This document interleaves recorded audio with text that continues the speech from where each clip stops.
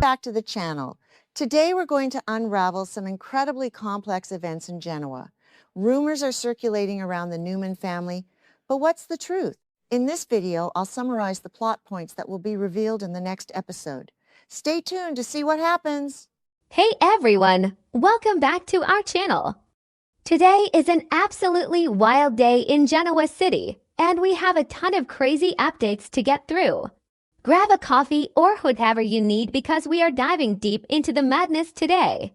Honestly, you guys, I am so exhausted. I've been staring at my screen for hours trying to process what just happened on The Young and the Restless. It is just a lot. A lot of drama, a lot of tears, and a lot of Patty Williams being an absolute nightmare. But let's just jump right into it because I have so many thoughts and I just need to get them out before I forget.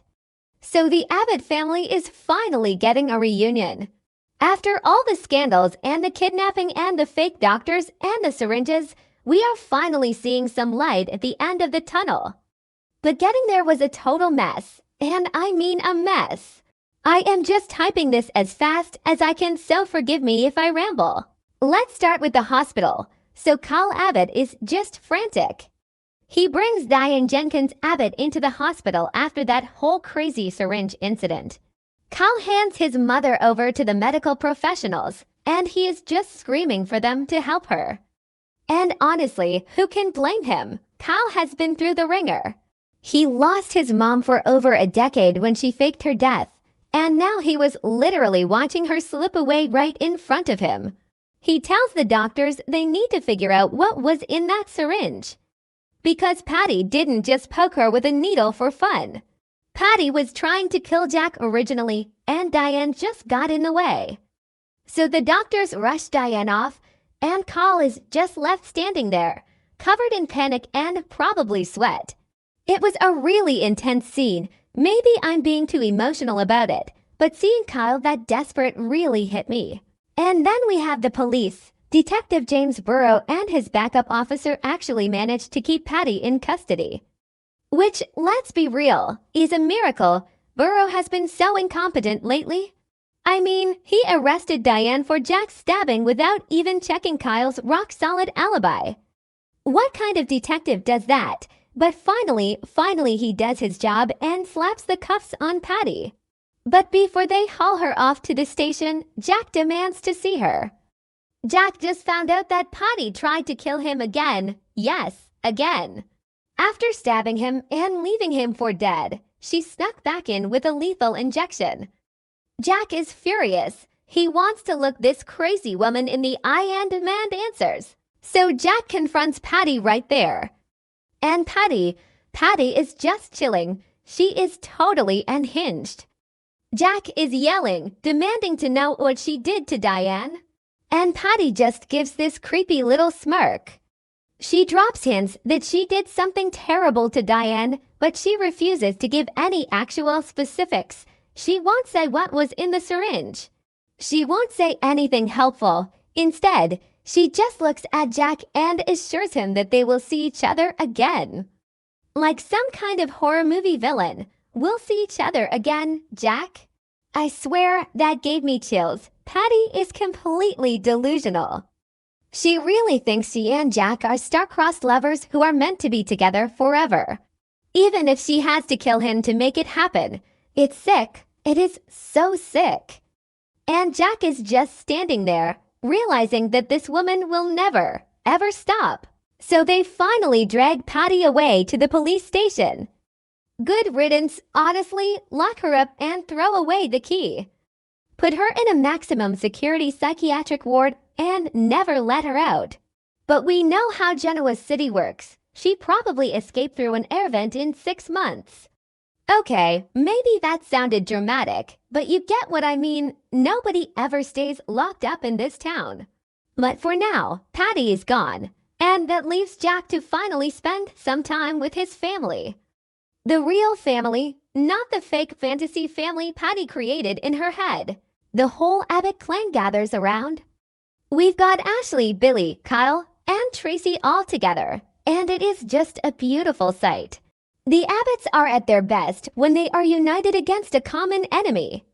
They are all discussing the massive scandal with Patty's syringe and Diane's medical treatment.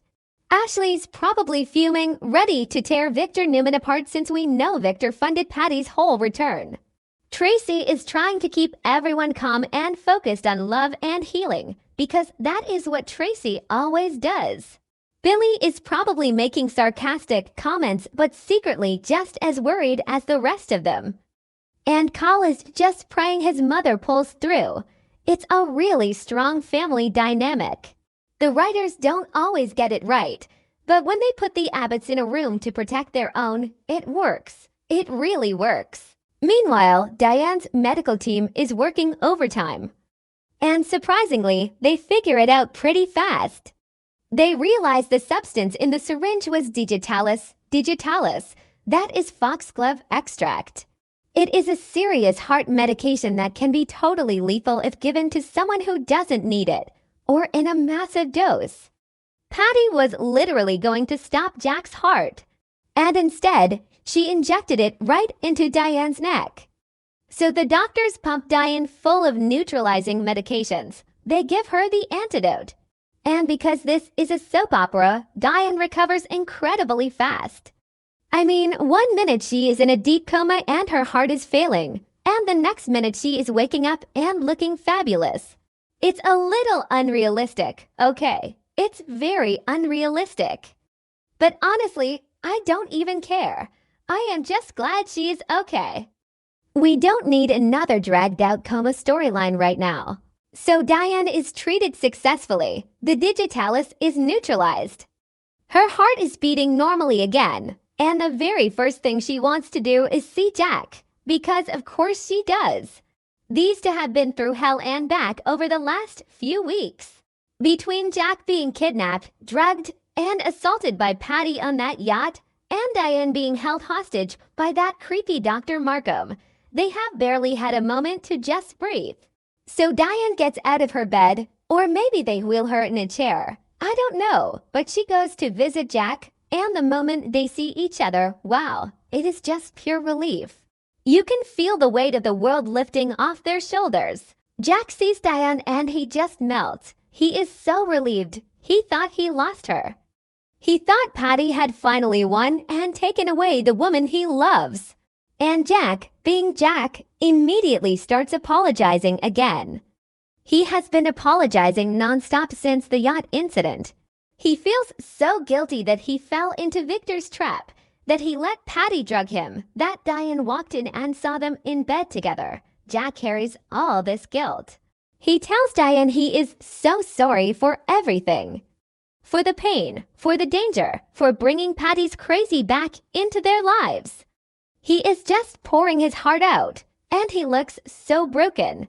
Peter Bergman is just acting his heart out in these scenes. You guys, he really is. But Diane stops him. She looks at Jack, and she finally admits that she forgives him. She says it, I forgive you. And it is such a huge moment. Diane has been holding on to this anger and this hurt for weeks. She was so furious about the yacht.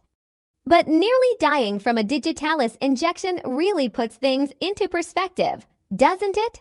When you are lying on a hospital floor with your veins burning, you realize that pride and stubbornness just aren't worth it. Diane realizes that Jack is the love of her life.